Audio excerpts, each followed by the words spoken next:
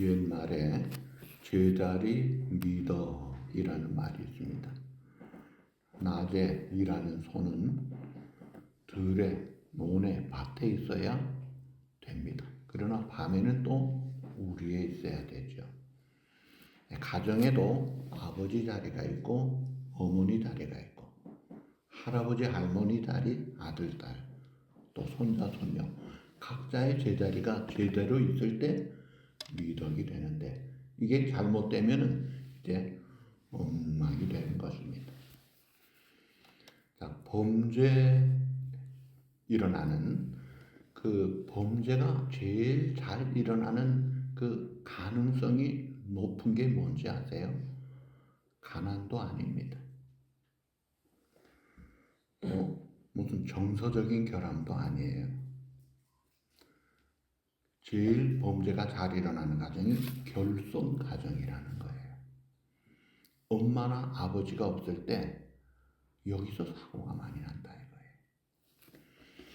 자, 그런데 이 아버지가 없는 가정, 루이스라는 사람은 아버지를 경험하지 못한 자녀에게 여러 증상들을 통계로 나타내고 있어요. 별로 좋은 통계가 아니라서 그저 약간 예만 듭니다. 10대 임신 가능성 높습니다.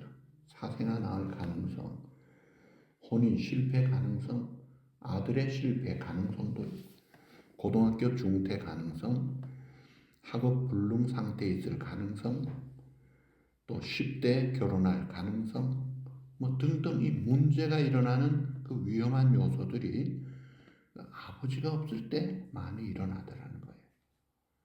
그러면 현실에 아버지 없는데 어떻게 해요? 충분한 대안이 있습니다. 무슨 대안이죠?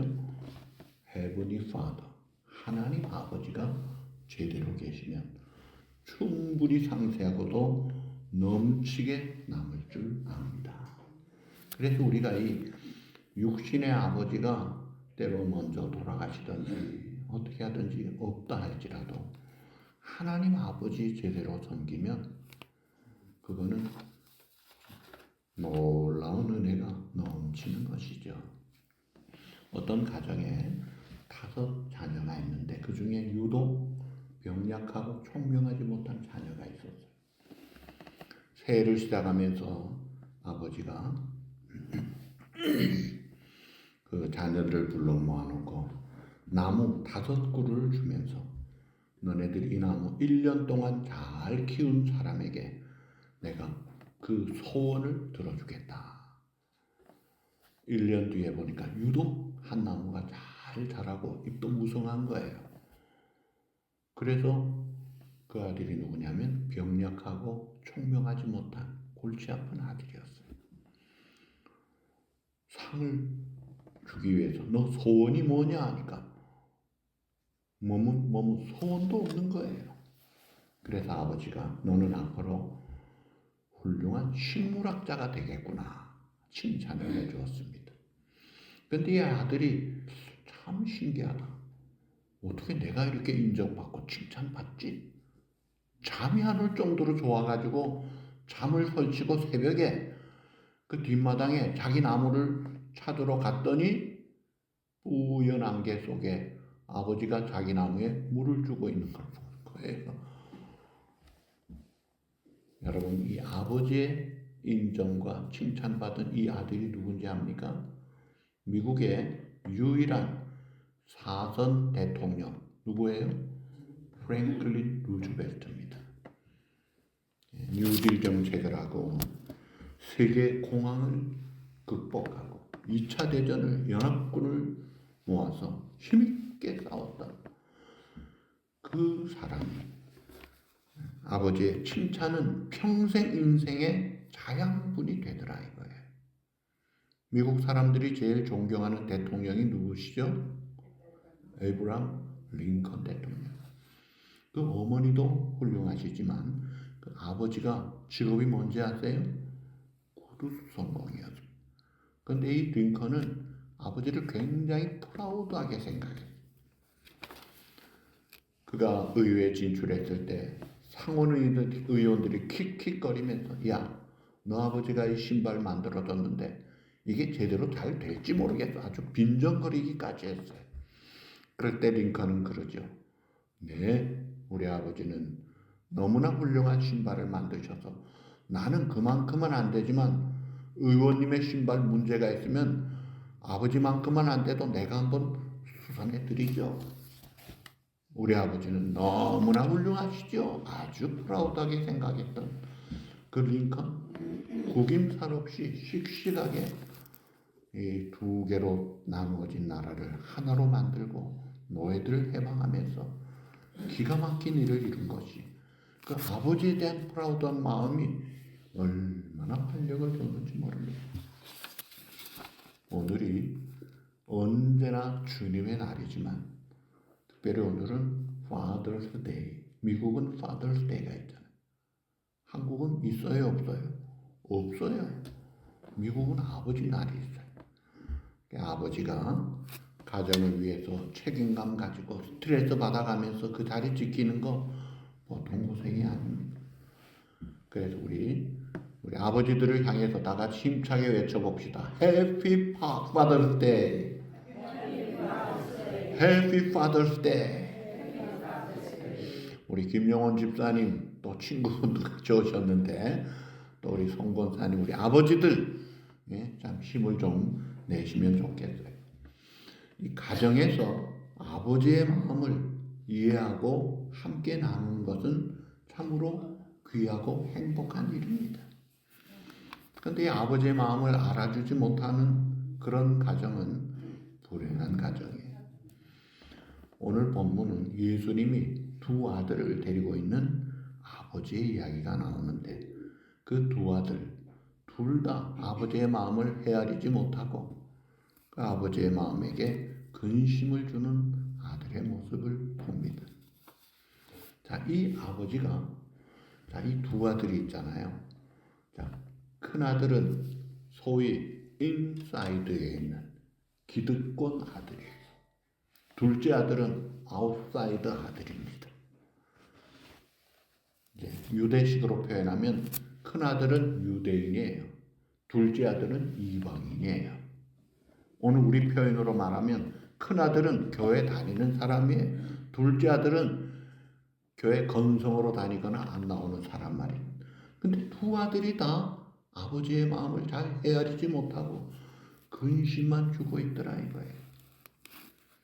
그래서 우리가 오늘 이 본문에서 하나님 아버지의 모습을 보아야 합니다. 그리고 두 아들을 통해서 내 모습을 발견하고 고쳐나가야 할 것입니다.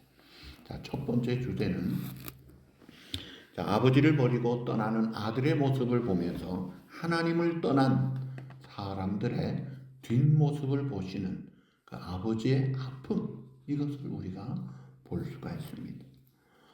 사람은 본래 하나님의 형상, 이미지 오브 갓, 탁월한 존재로 지음받은 하나님의 형상대로 지음받은 만물을 다스릴 수 있는 사람이었어요. 그런데 죄를 짓고 하나님을 등지고 떠납니다. 자기 원하는 대로 살려고 합니다. 자기 중심으로 자기가 주인되어 자기 생각대로 사는 것이 최고인 줄 알고 하나님을 떠나는 모습. 안 믿는 사람들만이 아니에요.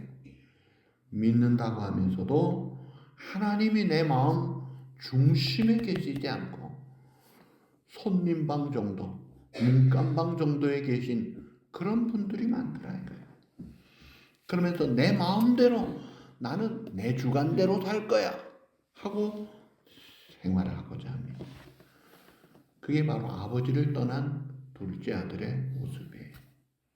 그 아버지를 떠난 둘째 아들의 삶이 어떤가 보십시다.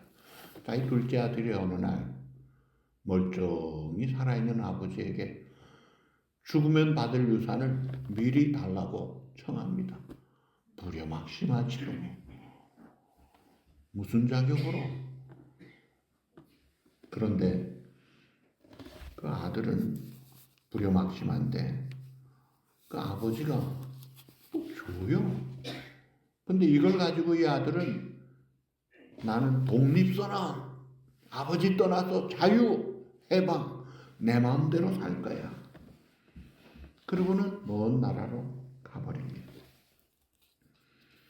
자, 아버지 떠나는 그 모습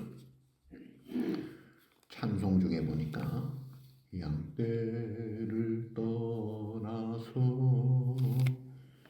길 잃어버린 나 목자의 소리 실어서 먼 길로 나가네. 방탕한 이 몸은 불효막심하여 아버지 음성 실어서 먼 길로 나가네. 아버지 음성 싫어. 간섭받기 싫어. 나는 내 마음대로 살고 싶어. 나갑니다. 자, 그래서 떠난 돈이 있잖아요. 돈이 많으니까 친구들이 붙는 거예요. 사람들이 좋아하는 거예요. 근데 벌지를 못하고 쓰기만 하니 그것도 허랑방탕하게 쓰니 그 며칠 가겠어요. 돈 떨어져, 친구 떨어져, 인심 떨어져, 국물도 없어. 그게 현실의 모습이에요. 그런데다가 또 그날에 크게 흉년이 들어서 양식도 없어요. 멀쩡한 사람까지 굶게 되어 있어요. 그러니까 돈 떨어진 거지 같은 자기 주제에 먹을 것도 없어. 취재가로 갔더니 돼지를 치라 그러네.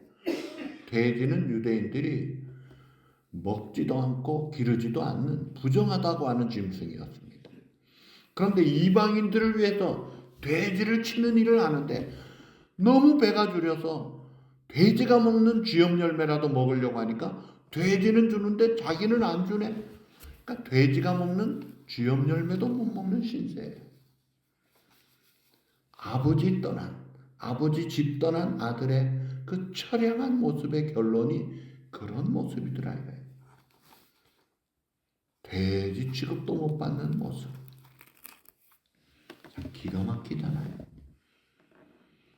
멀리 갔더니 처량하고 공하며 슬프고 또 외로워 점쳐지다니 이 모습이에요. 여러분, 사람은 하나님 아버지를 떠날 때에 사람의 존귀함과 가치를 잃어버립니다.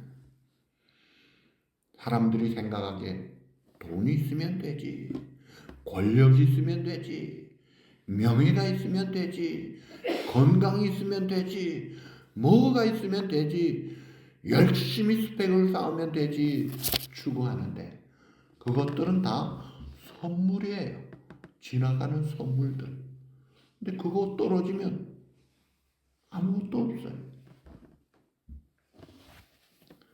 둘째 아들이 돈 떨어지고 그 모습, 이게 하나님 아버지를 떠난 그런 우리들의 모습인 줄 미리 알아야 돼요.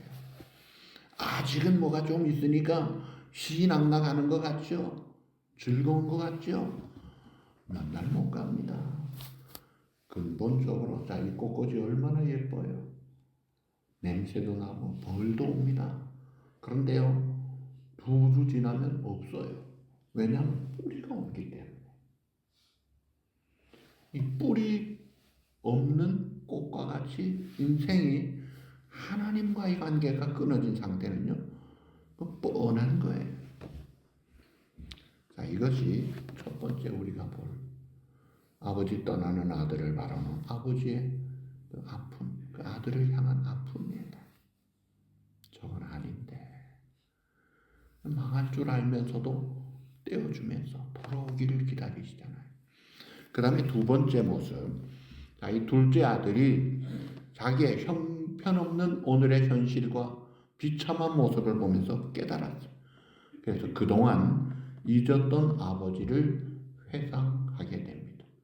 잊어버렸던 아버지, 옛날에 좋았던 그 아버지 집, 그 아버지의 아들, 그때는 얼마나 내가 문제가 없었는데, 부족함이 없었는데 존귀함을 받고 풍요했는데 이걸 이제 다 잃어버리고 나니까 깨닫더라고요.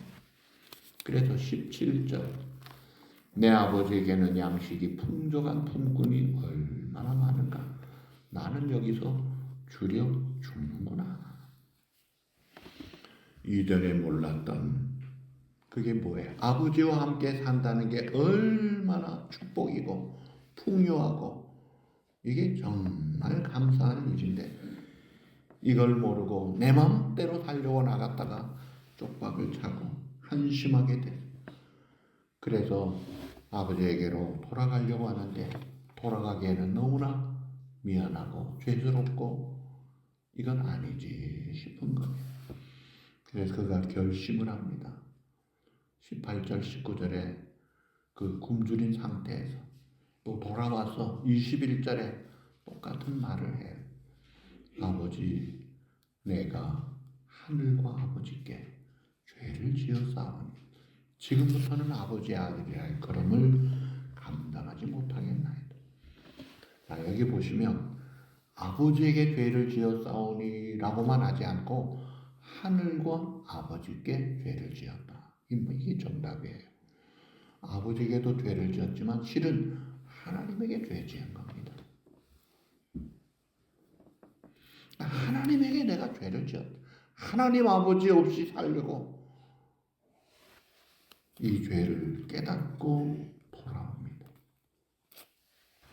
아버지 떠나서 자기 딴에는 잘 될 줄 알았는데 제일 바닥으로 추락한 삶을 살다가 별 볼 일 없는 아무것도 아닌 존재인 것을 깨닫게 되고 사람들은 돈이 있으면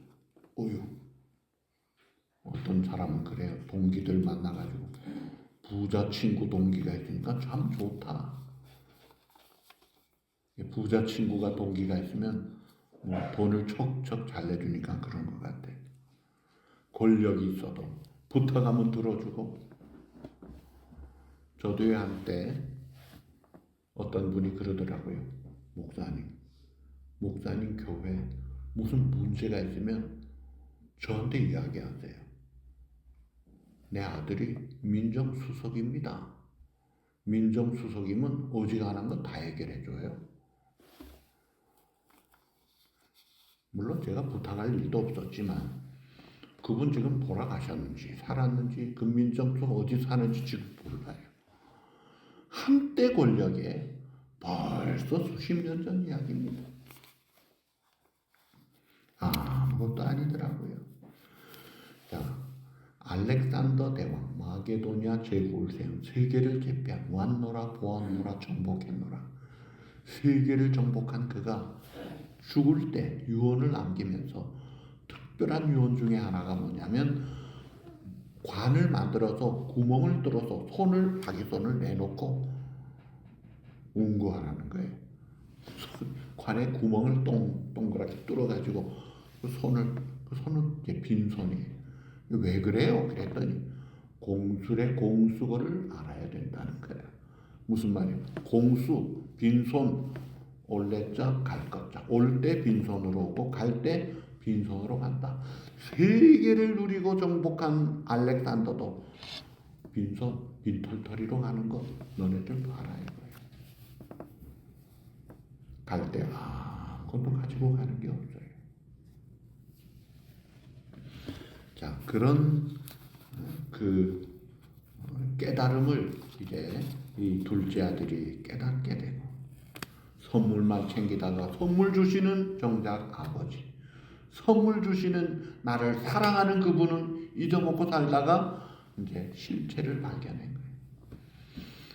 하나님을 모르는 사람은요, 박윤선 목사님 주석에 자주 그 이야기가 나와요. 그게 뭐냐면 하나님에게 감사할 줄 모르는 사람은 마치 도토리 좋아하는 돼지와 같다 그래요. 돼지가 도토리를 잘 먹는데요. 저는 먹는 걸 보지를 못했습니다만 도토리를 잘 먹는데요. 근데 도토리가 도토리나무에서 확 떨어지면 막 먹잖아요. 좋아가지고 먹으면서 막 판대요. 더 나올까 싶어가지고 그래서 그 뿌리를 상하게 가지고 나무를 죽여요. 위를 쳐다보고 아유 저 위에서 떨어지는구나. 참 고맙다. 단 한 번도 돼지는 그렇게 생각 안 한다 이거예요. 근데 사람이 하나님 앞에 감사할 줄 모르면 그 돼지와 뭐가 다르냐 이거예요. 정신 차리고 사람은 위를 보는 존재. 안드로포스라는 이 사람이라는 단어는 위를 보는 존재라는 말이에요. 짐승들은 땅만 봅니다. 땅만 봐도 돼요. 그러나 우리는 위를 볼 줄 알아야 돼요. 자, 이 둘째 아들이 양식이 풍족한 품꾼이 얼마나 많은지 깨닫게 되고 자각을 하면서 돌아옵니다. 멀리 집이 보이는 곳에 갔을 때 오늘 성경에 보니까 먼저 보고 달려간 사람이 아들이 아니라 아버지가 달려갑니다.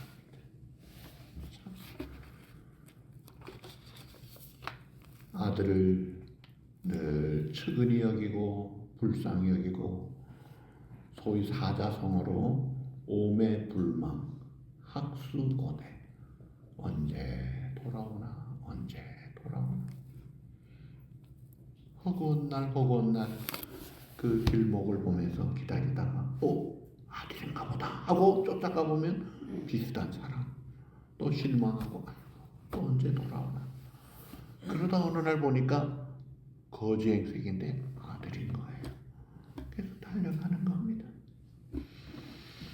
밤마다 문 열어놓고 마음 졸이시며 나간 자식 돌아오기만 밤새 기다리신다. 이 동네 사는 어느 아버지는 자식이 마약 딜러를 합니다. 고등학생이. 그래서 고등학생 학부형들이 막 데모를 했어요. 당신 자식 어떻게 키웠길래 우리 자식들한테까지 마약 파는 딜러를 하느냐?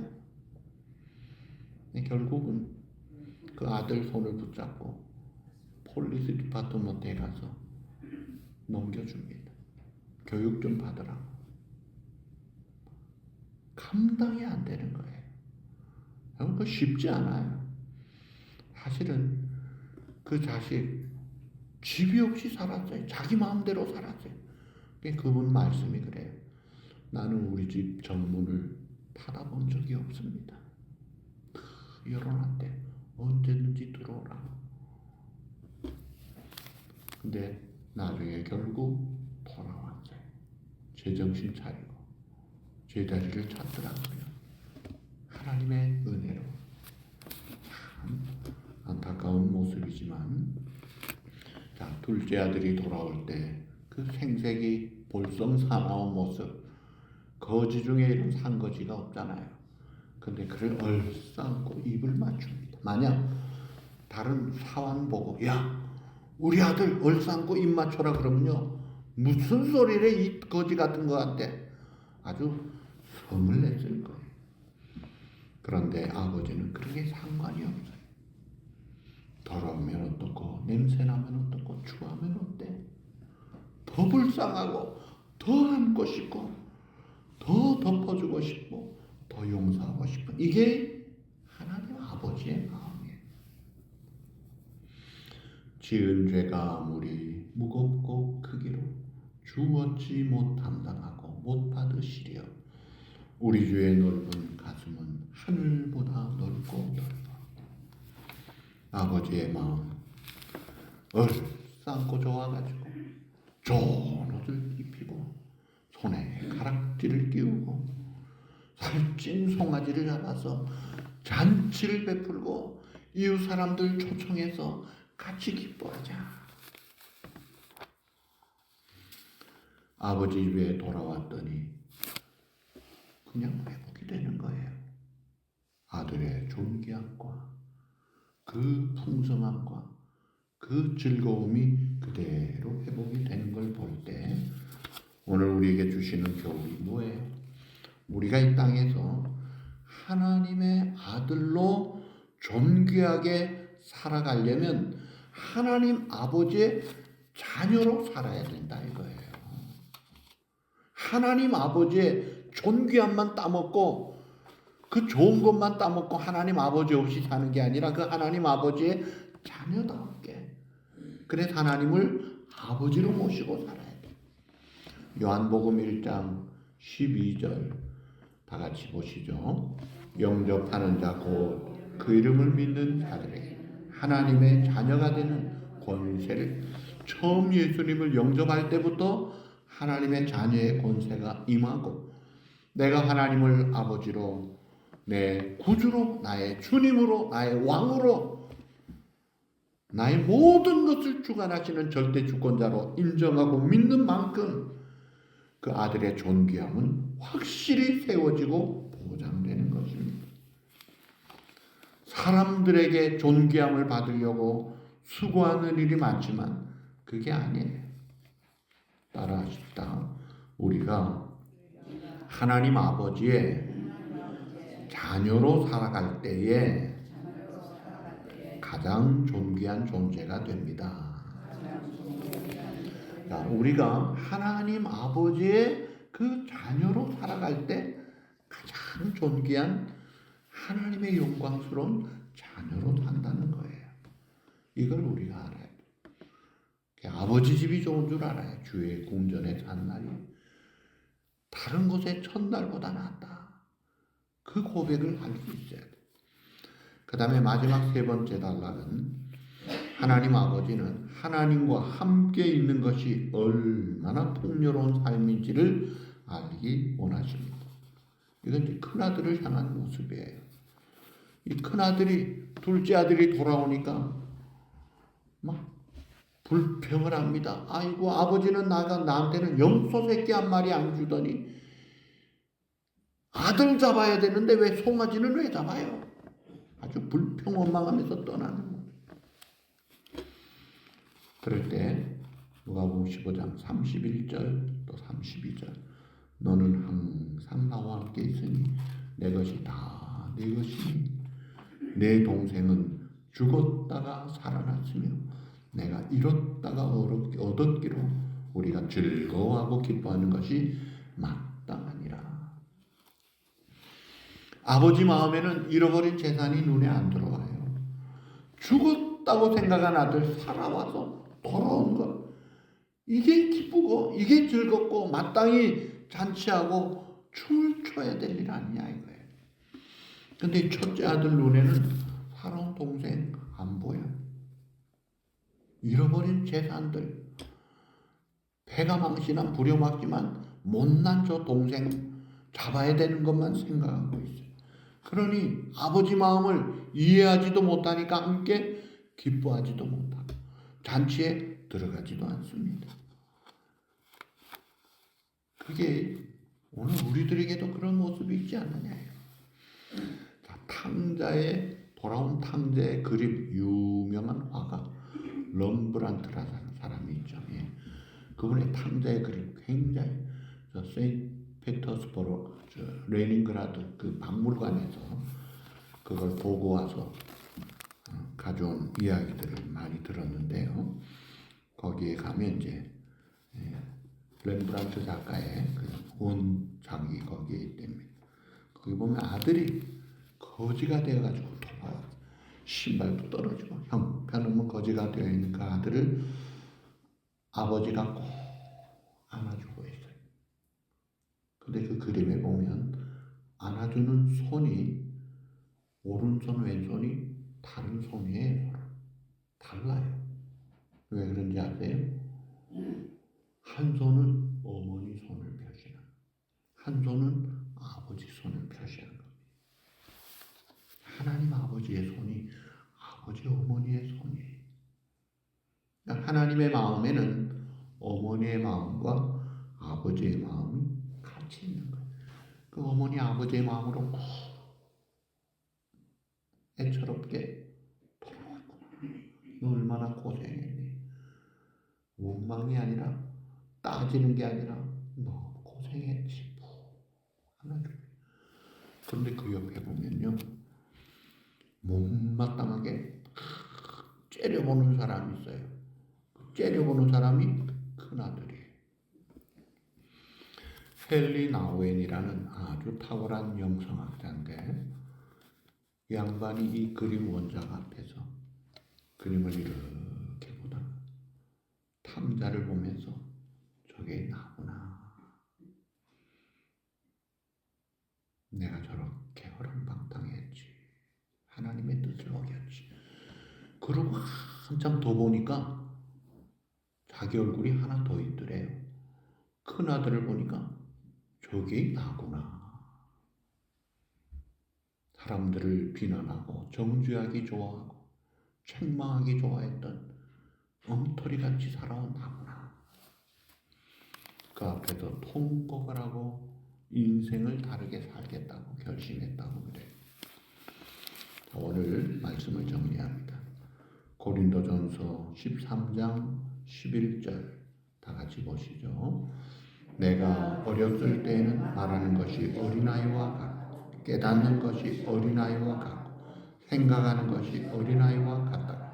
장성한 사람이 되어서는 어린아이를 버렸노라. 이제는 내가 부분적으로 알아. 그때에는 주께서 나를 아신 것 같이 내가 온전히 알리라. 옛날에는 아버지의 마음을 잘 몰라서 헤아리지도 못하고 그래서 함께 그 존귀함과 기쁨과 축복을 누리지 못했다. 이제는 내가 아버지께로 돌아가자. 우리를 향하신 아버지의 마음을 깨닫고 존귀한 하나님의 자녀로 살아야 되지 않느냐. 오늘도 우리가 이 땅에서 존귀하게 살아갈 수 있는 것은 죄악된 우리를 용납해 주실 뿐 아니라 자신의 아들로 삼아 주시는 하나님 아버지로 인한 것이다 이거예요. 그래서 하나님 아버지와 함께 있을 때가 제일 풍요하다는 것을 깨닫고 존귀함을 누리자 이거예요. 아무리 사람들이 이 세상 사람 날 몰라줘도 업신여겨도 온 세상 날 버려도 하나님 아버지와 함께 있는 자는요 가장 풍요한 자입니다. 그래서 사도 바울은 나는 실상은 가난한 자가 아니야 제일 부자야. 무명한 자가 아니라 제일 유명한 사람이란다. 왜요? 하나님 아버지와 같이 있으니까 그 풍요의식 자족의식이 있다. 우리가 언제든지 하나님께 돌아오는 자들을 하나님은 기쁘게 받아주시며 그를 하나님의 자녀로 삼아주시는 그 하나님의 마음과 합하여서 주님의 마음을 헤아리고 주님의 뜻을 깨달아가면서 감사하고 사랑하고 순종하면서 하나님께 영광 돌리는 진정한 하나님의 아들, 딸들로 복되게 살아가는 주인공들 되시기를 주님의 이름으로 축복합니다.